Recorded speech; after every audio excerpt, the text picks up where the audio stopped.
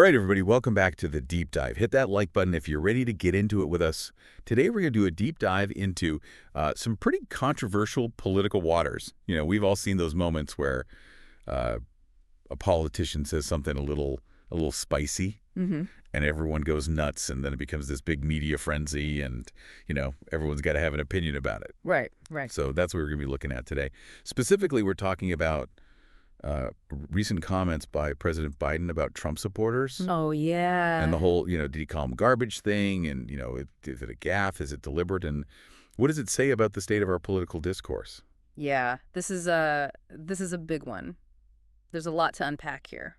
Absolutely. So why don't we just jump right in? Let's do it.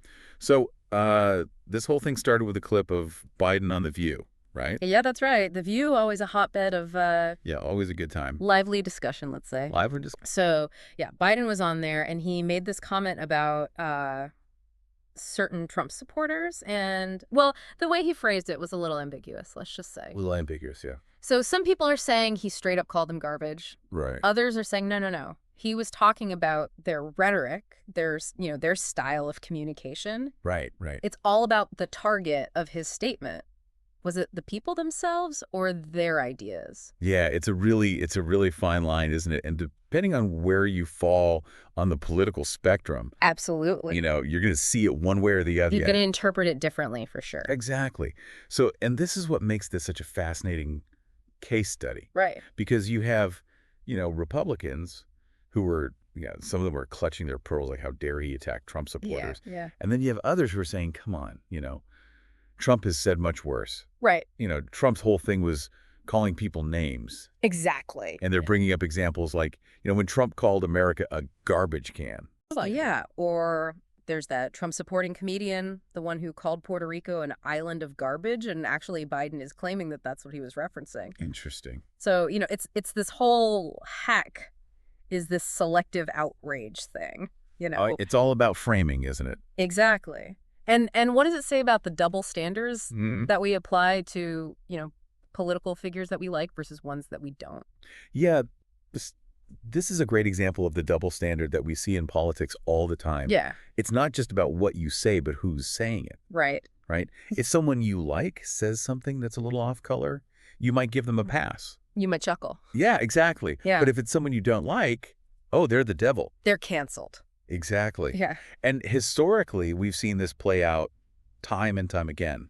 Certain politicians, they just get away with saying things that others wouldn't. And it makes you wonder, right? Like, why do these double standards exist in the first place? Yeah, it's a good question.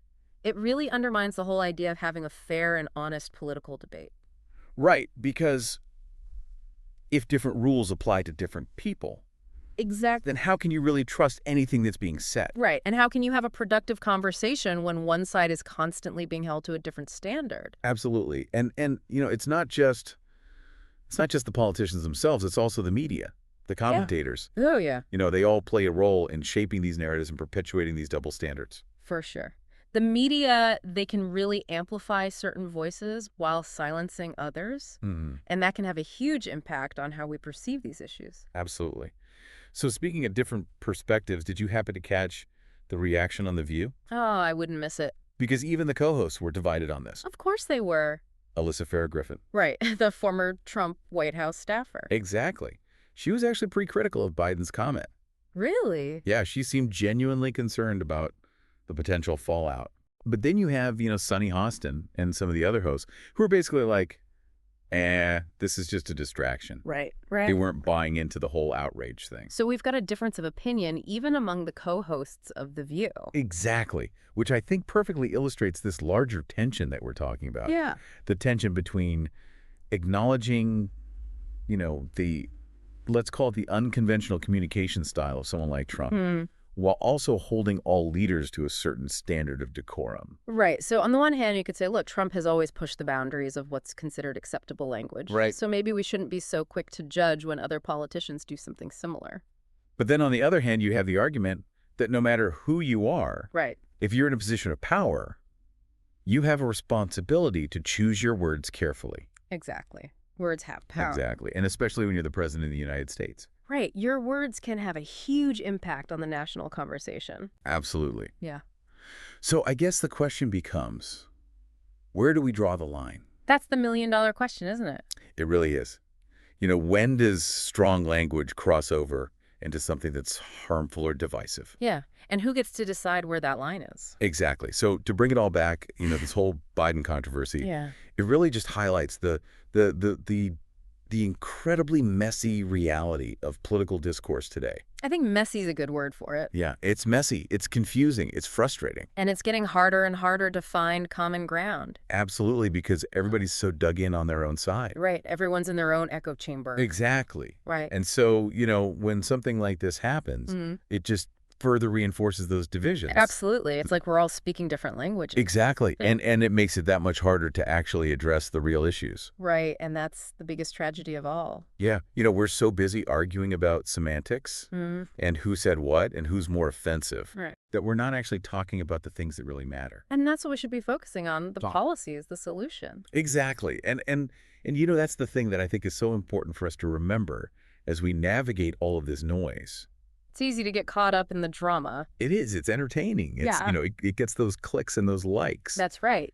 But at the end of the day, are we actually moving the needle on anything? Are we making progress on the issues that matter? Exactly. Yeah. And so that's the question I want to leave you with today. Okay. As you're scrolling through your feeds and you see all these political hot takes, just take a moment to step back and ask yourself, is this actually contributing to a productive conversation? Right. Or is it just adding to the noise and the division? That's something for all of us to think about. Absolutely. So with that in mind, let us know your thoughts in the comments. What do you think about this whole Biden controversy? Was it a gaffe? Was it deliberate? Where do you draw the line when it comes to political rhetoric? Let's have a discussion about it down below.